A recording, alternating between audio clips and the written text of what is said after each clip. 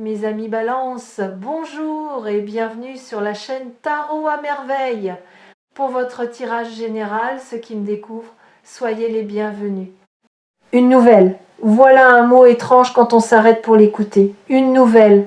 C'est dire quelque chose qui n'existait pas dans votre champ de conscience il y a un instant et qui maintenant y entre par la voix de quelqu'un, par un message, par une intuition fulgurante, par un signe que vous ne pouvez plus ignorer. Une nouvelle, c'est une frontière qu'on franchit. Avant la nouvelle, on vivait dans une certaine version de la réalité. Après, on vit dans une autre.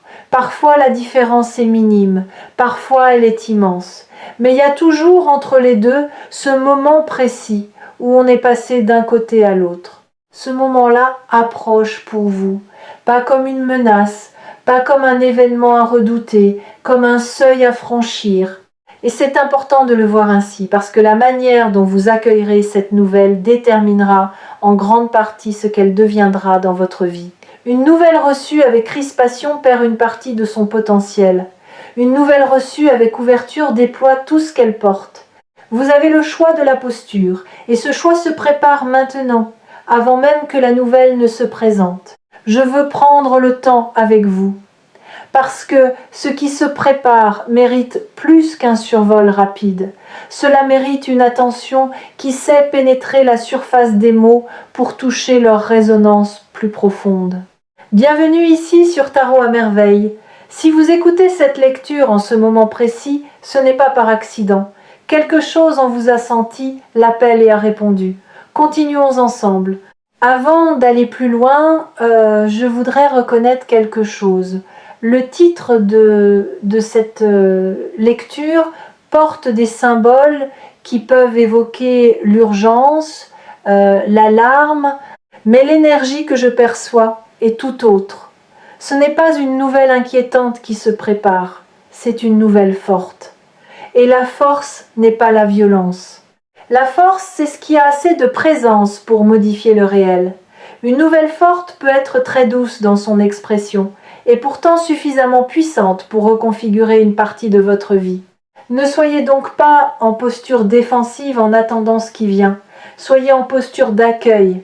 Cette distinction est essentielle parce que beaucoup de personnes, en se préparant à recevoir une nouvelle qu'elles pressentent importante, mettent en place, sans le vouloir, une armure intérieure. Elles se cuirassent par anticipation, et cette cuirasse, qui devait les protéger, finit par les empêcher de recevoir pleinement ce qui arrive. Évitez ce piège. La meilleure préparation à une nouvelle forte n'est pas la défense, c'est la disponibilité. Restez ouvert, restez tendre, restez perméable à ce qui veut entrer. Commençons par dénouer le mot lui-même. Importante, une nouvelle importante. Que veut dire cet adjectif? Important vient d'un mot latin qui signifie porter à l'intérieur. Importer, c'est faire entrer quelque chose en soi. Une nouvelle importante, ce n'est donc pas seulement une nouvelle remarquable, c'est une nouvelle qui entre, qui pénètre, qui ne reste pas à la surface de votre vie, mais qui se loge à l'intérieur, qui modifie la composition de votre paysage intérieur. Tout ne s'importe pas. Beaucoup d'informations passent en vous sans entrer vraiment. Elles glissent, elles ne laissent pas de traces. Mais une nouvelle importante, elle, s'imprime, elle reste. Ce qui s'apprête à arriver dans votre vie a cette qualité d'imprégnation. Vous vous en souviendrez longtemps, pas seulement parce que c'est marquant, parce que cela va devenir un point de référence intérieure, un avant et un après. Une de ces dates personnelles qu'on n'inscrit nulle part, mais qui structure silencieusement le récit qu'on se fait de sa propre vie. Maintenant, je veux explorer avec vous la nature précise de ce qui approche, parce qu'il y a plusieurs catégories de nouvelles importantes et il est utile de comprendre dans laquelle s'inscrit ce qui vient. Il y a les nouvelles qui annoncent un événement extérieur. Ces nouvelles-là ont une forme reconnaissable, elles vous arrivent par quelqu'un, elles concernent une situation, elles appellent une réaction concrète. Il y a aussi les nouvelles qui révèlent une information cachée, Ces nouvelles-là ont une saveur différente. Elles vous mettent en face d'une réalité que vous ignoriez et elles vous obligent à reconfigurer votre compréhension d'une situation.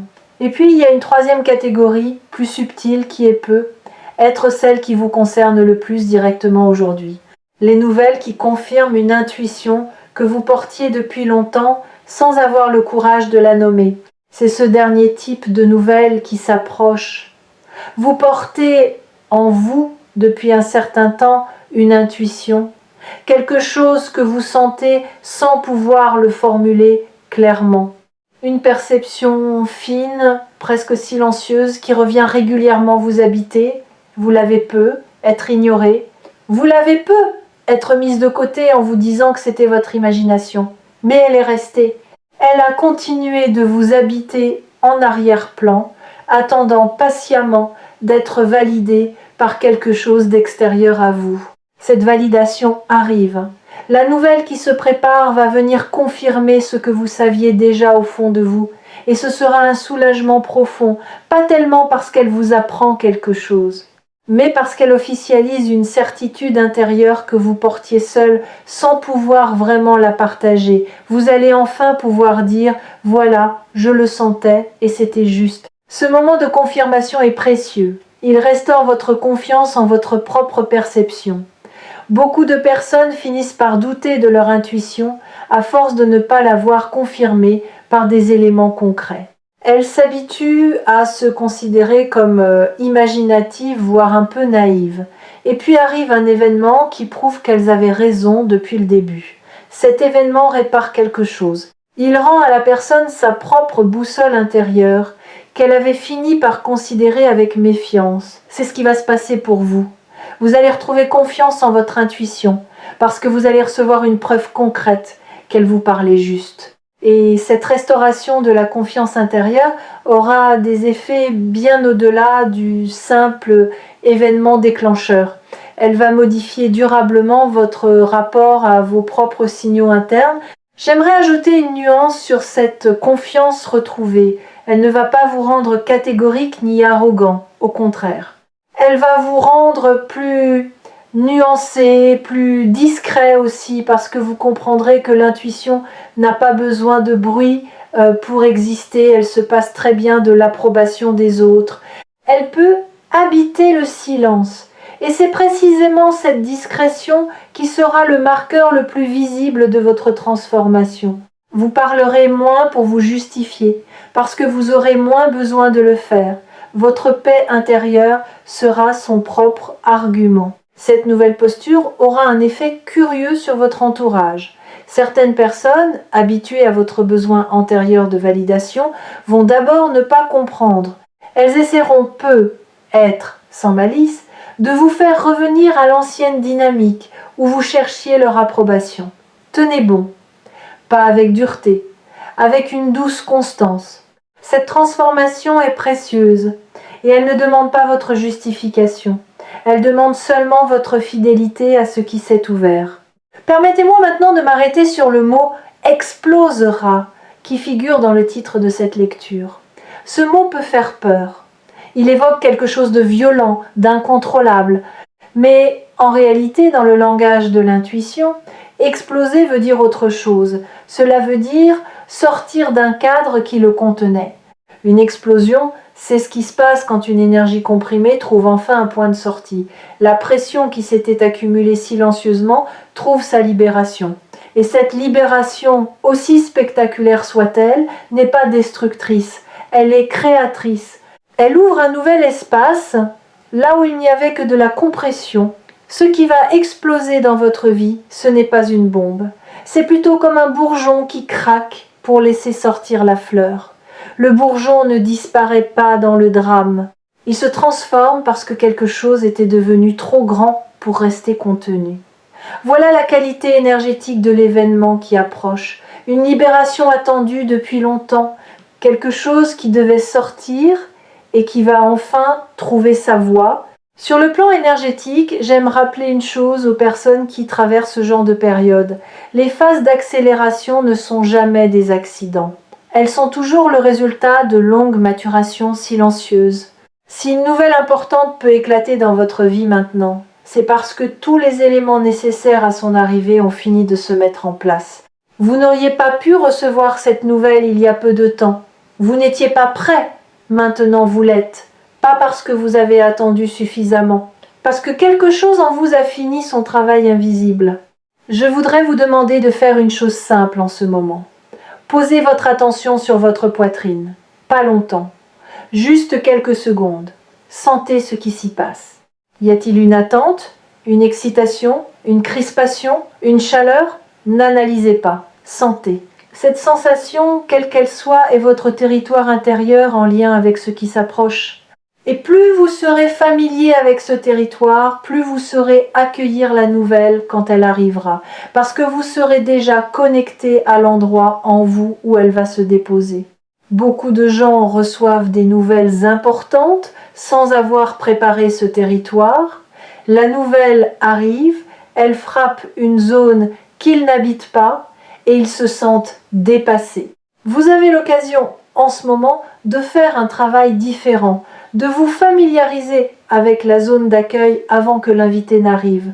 Ce travail simple change tout. Quand la nouvelle viendra, elle ne vous prendra pas par surprise dans un endroit étranger de vous-même, elle viendra dans un espace où vous étiez déjà présent, attentif, ouvert. Maintenant, je voudrais aborder un point qui mérite une attention particulière, la rapidité de ce qui arrive. Le titre parle d'un délai très court. Cela soulève la question. Que faire d'une nouvelle qui arrive vite? D'abord, ne pas se précipiter à réagir. C'est le réflexe le plus naturel quand on reçoit quelque chose d'important. Vouloir y répondre tout de suite. Mais une nouvelle importante mérite un temps de digestion avant la réaction, pas un temps long, quelques heures, parfois plus. Le temps que ce que vous avez reçu trouve son écho juste en vous, plutôt que de provoquer une réponse impulsive qui ne correspondrait pas à votre véritable mouvement intérieur. Pendant ce temps de digestion, observez ce qui se passe. Quelles sont vos premières émotions? Quelle est votre seconde émotion après que la première s'est calmée? Souvent, la deuxième émotion est plus juste que la première. La première peut être teintée de surprise, de peur, d'excitation excessive. La deuxième, qui émerge quand on a pris le temps de respirer, est généralement plus alignée avec votre vérité intérieure.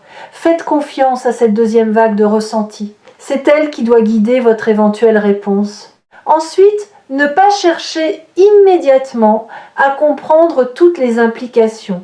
Une nouvelle importante a souvent des conséquences en cascade qui ne se révèlent que progressivement.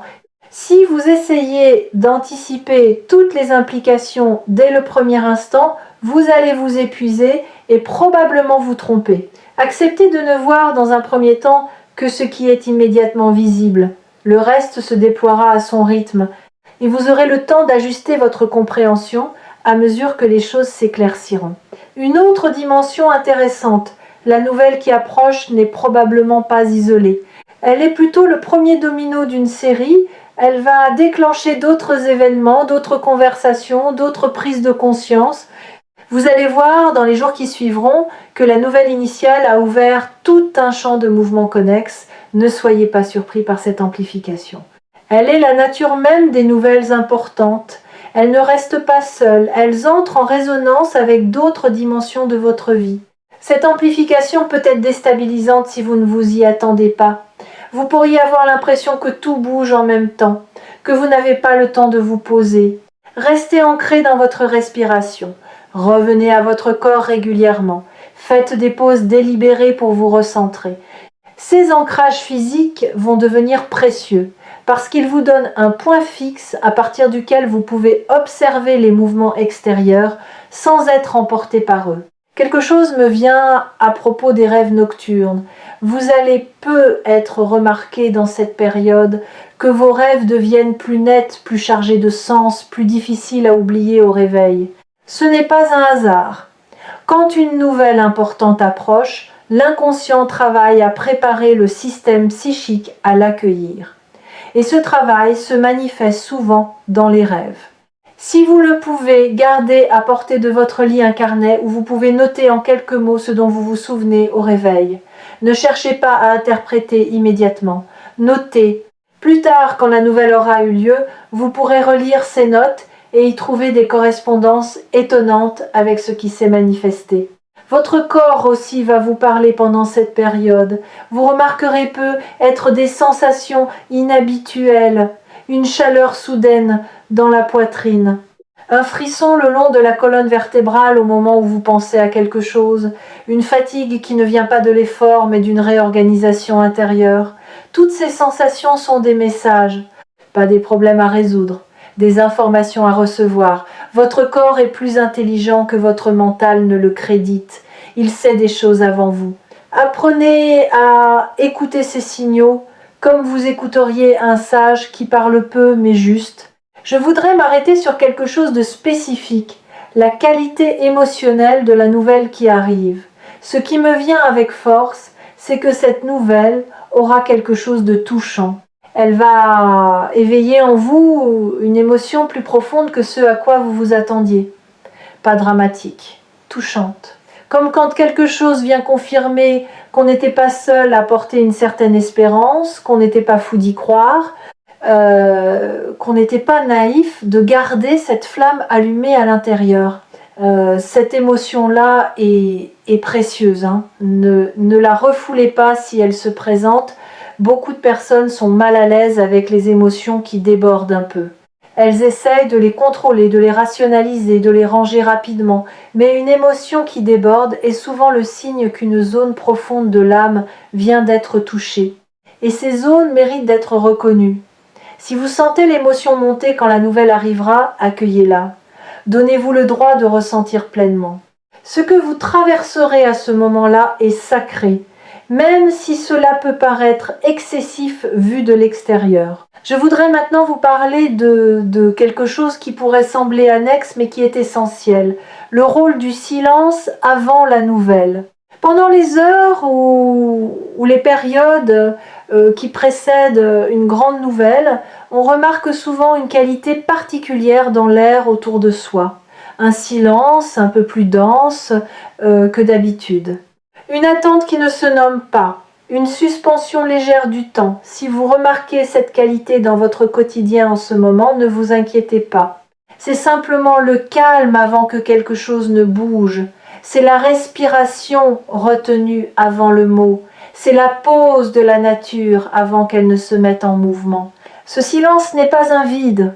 C'est un plein qui ne s'est pas encore exprimé. Beaucoup de personnes se sentent inconfortables dans ces moments-là parce qu'elles confondent l'attente avec la stagnation.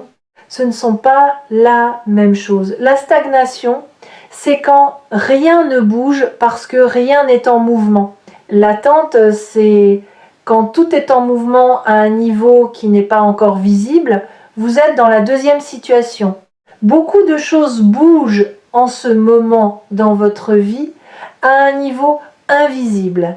Et ce mouvement souterrain prépare ce qui va apparaître à la surface. Profitez de ce silence. Ne cherchez pas à le combler par de l'agitation. Au contraire, asseyez-vous dedans. Laissez-le vous habiter. Cette qualité de présence silencieuse est ce qui vous permettra de recevoir la nouvelle avec une qualité d'attention qu'elle mérite. Si vous arrivez au moment de la nouvelle dans un état de dispersion, vous risquez de ne pas la recevoir pleinement. Si vous arrivez dans un état de présence, vous serez complètement disponible. Je voudrais ajouter une chose à propos de la disponibilité intérieure. Elle ne se décrète pas, elle se cultive. Et elle se cultive précisément dans les jours ordinaires, pas dans les moments d'événement. Quand on essaie de devenir disponible juste avant un grand moment, c'est souvent trop tard. Le système intérieur n'a pas eu le temps de s'ajuster. Mais quand on a cultivé la présence dans les jours simples qui précèdent, le grand moment trouve une infrastructure prête à l'accueillir. Pensez à un jardinier qui prépare son terrain avant les semailles. Il ne décide pas la veille de bien préparer la terre. Il commence des jours, parfois des semaines à l'avance. Il aère le sol, il enlève les pierres. Il ajoute ce qui nourrira les futures graines. Quand vient le moment des semailles, tout est prêt. Le geste lui-même est simple, presque court. Mais il s'inscrit dans une préparation longue qui en garantit le succès. Vous êtes dans cette phase de préparation du terrain. Chaque petit geste de présence que vous posez en ce moment, chaque moment où vous reprenez contact avec votre respiration, chaque pause où vous redescendez dans votre corps, c'est de la terre qu'on aère. Quand viendra le moment de la semaille, c'est à dire le moment où la nouvelle se déposera en vous, votre terrain intérieur sera prêt et la graine pourra trouver immédiatement les conditions de sa germination.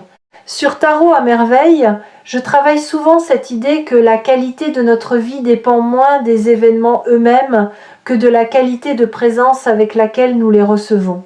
Deux personnes peuvent vivre le même événement et en tirer des expériences radicalement différentes, simplement parce qu'elles n'étaient pas dans le même état intérieur au moment où l'événement les a touchées. Préparez votre état intérieur. C'est le travail le plus important que vous puissiez faire en ce moment. Permettez-moi de vous donner quelques pistes concrètes pour cultiver cet état. Premièrement, réduisez les bruits inutiles. Pas seulement les bruits sonores, aussi les bruits informationnels. Les flux constants d'informations qui ne vous nourrissent pas vraiment, les conversations sans substance qui occupent l'espace mental pendant cette période. Faites un peu de jeûne informationnel. Vous serez surpris de la clarté qui s'installe quand on cesse d'alimenter le bruit.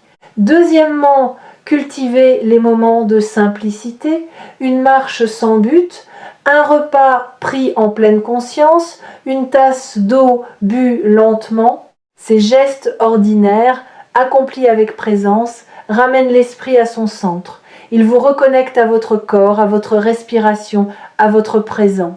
Et c'est dans cette reconnexion que vous trouverez la disponibilité dont vous avez besoin. Troisièmement, parlez moins et écoutez plus. Tournez l'attention vers les autres, mais pas pour vous y perdre, pour observer.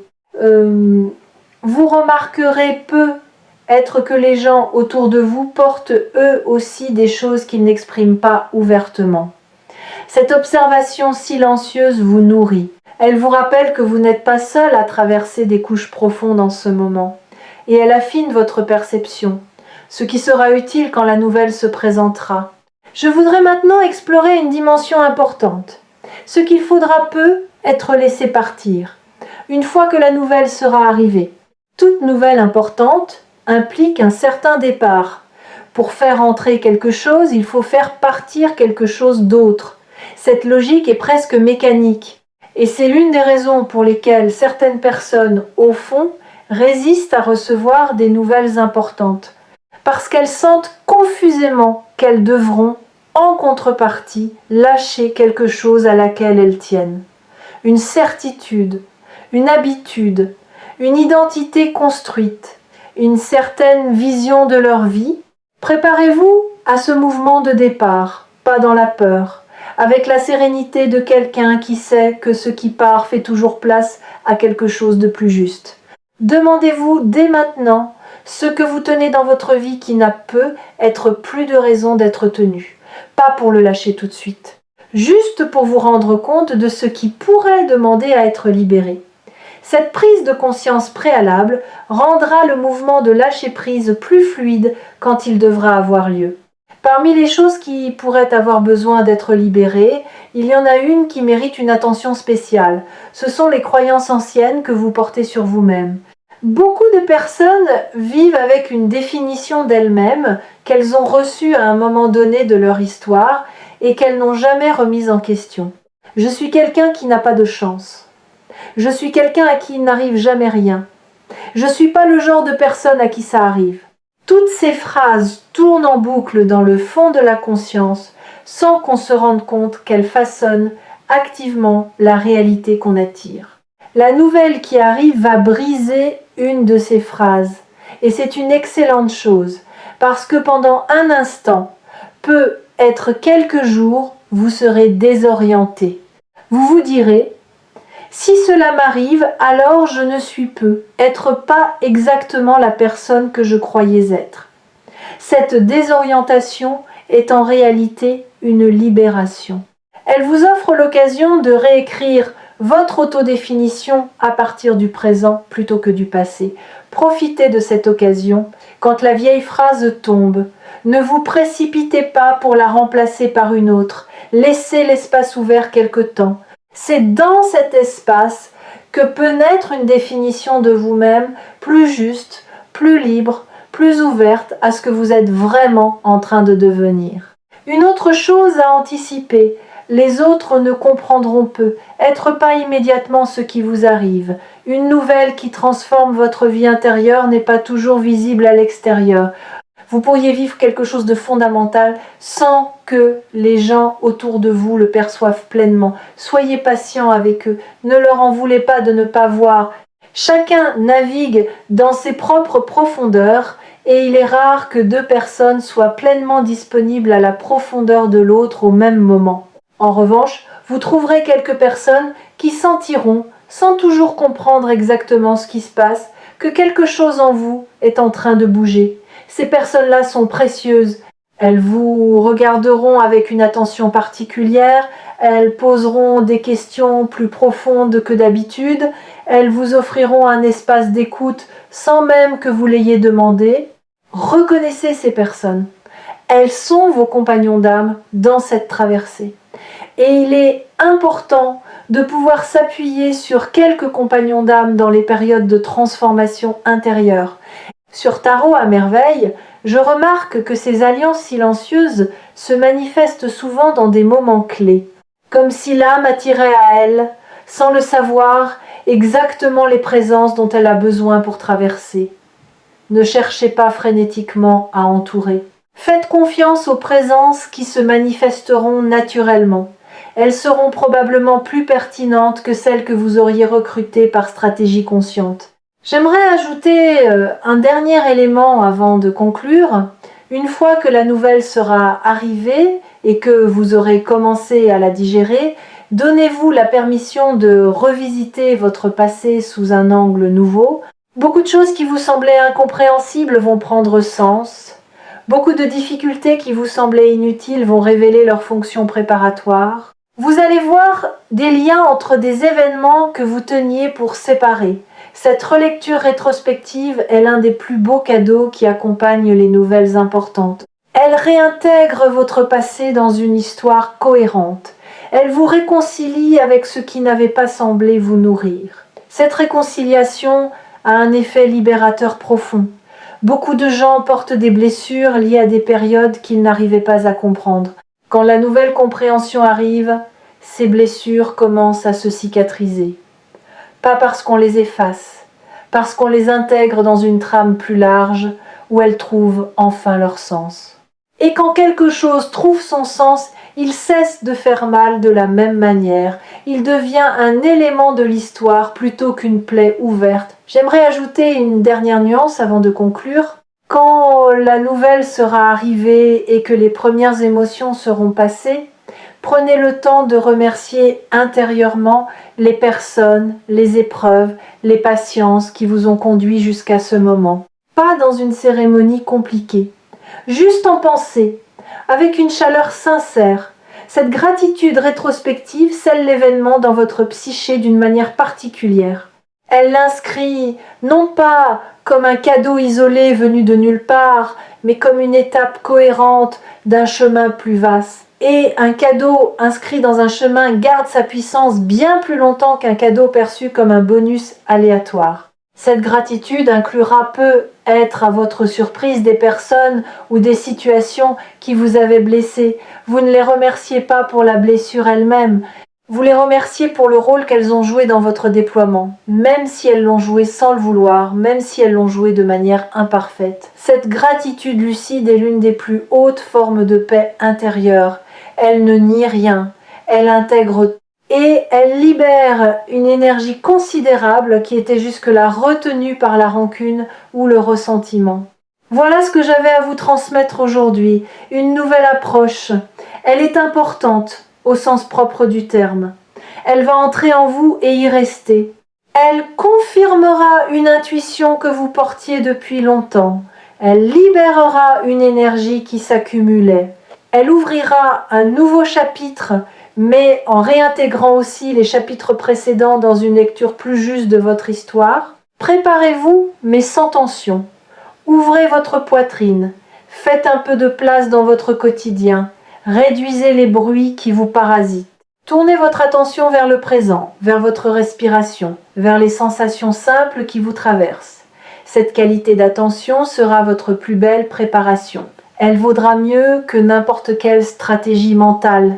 Et notez ceci, la qualité de votre attention en ce moment précis est déjà en train de modifier la manière dont la nouvelle vous trouvera. Ce n'est pas qu'elle modifie l'événement lui-même, mais elle modifie le terrain sur lequel l'événement viendra se poser. Plus votre terrain sera fertile, accueillant, attentif, plus l'événement pourra y déployer toute sa richesse. La même nouvelle, reçue dans un terrain dispersé ou dans un terrain présent, ne produira pas du tout les mêmes fruits. Sachez que vous êtes en train d'agir, en ce moment précis, sur les fruits futurs, simplement par la qualité d'attention silencieuse que vous accordez à ces mots et à vous-même. Quand la nouvelle viendra, accueillez-la sans précipitation. Laissez-la se déposer en vous avant de réagir. Faites confiance à votre deuxième vague de ressenti, plus juste que la première. Soyez patient avec les implications qui se révéleront progressivement. Et n'oubliez pas que ce qui arrive aujourd'hui est le fruit de tout ce que vous avez patiemment construit hier, même quand vous aviez l'impression de ne rien construire. Vous n'attendez pas pour rien. Vous n'avez jamais attendu pour rien. Chaque période de patience que vous avez traversée a tissé quelque chose en vous. Et ce qui se prépare maintenant est précisément la récolte de ce tissage invisible. Recevez cette récolte avec gratitude, mais aussi avec la fierté tranquille de quelqu'un qui sait qu'il l'a mérité. Pas par souffrance, par fidélité. Fidélité à ce que vous aviez senti, fidélité à ce que vous portiez, fidélité à vous-même quand peu de gens semblaient le faire à votre place. Une dernière image avant de vous laisser. Imaginez un facteur qui marche depuis longtemps sur un chemin pour vous apporter une lettre. Vous ne le voyez pas encore, vous ne savez même pas qu'il vient. Mais il avance, à son rythme, sans précipitation, sans hésitation. Sa marche n'est ni rapide, ni lente, elle est juste. Elle correspond exactement au temps qu'il faut pour que la lettre vous parvienne au bon moment, ni trop tôt ni trop tard. Cette lettre, c'est votre nouvelle. Et le facteur, c'est la vie elle-même dans son intelligence patiente. Elle n'est jamais en retard. Elle n'est jamais en avance. Elle arrive précisément quand il faut. Faites confiance à ce timing, même quand l'attente vous semble longue. La lettre est en chemin. Elle vous trouvera. Elle vous trouve déjà. À très bientôt et belle traversée à vous dans la confiance et la douceur du moment qui vient.